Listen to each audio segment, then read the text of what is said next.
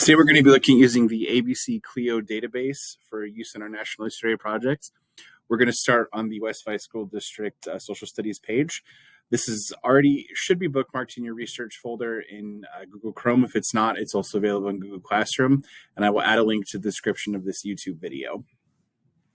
So we're going to start by going to the Research tab and clicking on WVSD Databases, and we're going to look at the list. So we're going to start with ABC-CLIO.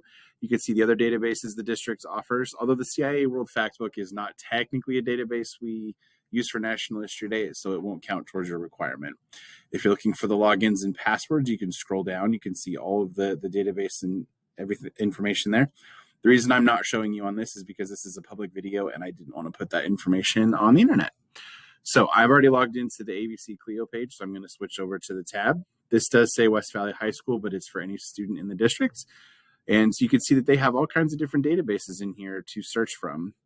You can check which ones you want to search. I'm going to search all of them at once just so we can see what's available. I'm going to search for the Panama Canal because that's my topic this year. And I'm going to see what it's brought up. So I can see that in each database, there's a number of results. I'm going to start, I think, with American history. I think that's probably going to be the best of what I'm looking for. And you can see here, it lets you do you can search through filters, depending on what you're looking for. So reference articles, photos, illustrations, all kinds of things. You can also sort by relevance. And you can also see how many results you want per page. So just scrolling through my results, I can see here that there's a lot of images I might want to consider putting in my appendix. I'm definitely going to be interested in something like this. This would be a great image for my appendix. It shows the canal zone. It's also got a citation.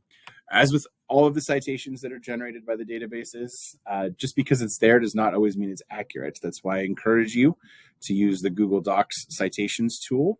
If you need help citing anything at all, but including one of these database articles, please just let me know and I will help you with that. So going back to my search results, let's say I wanted to look for an article. I'm going to go back to filters, and I'm going to want a reference article, and I'm going to hit apply. So what that will do is it will filter all the things out that are not research articles, so I can take a look.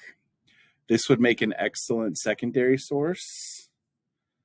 Looks like you can see some other things that hyperlinked in blue that might be helpful for me to look at. Looks like there's some cartoons that could be helpful for my appendix. That would probably be a primary source if it was made at the time, which this one was.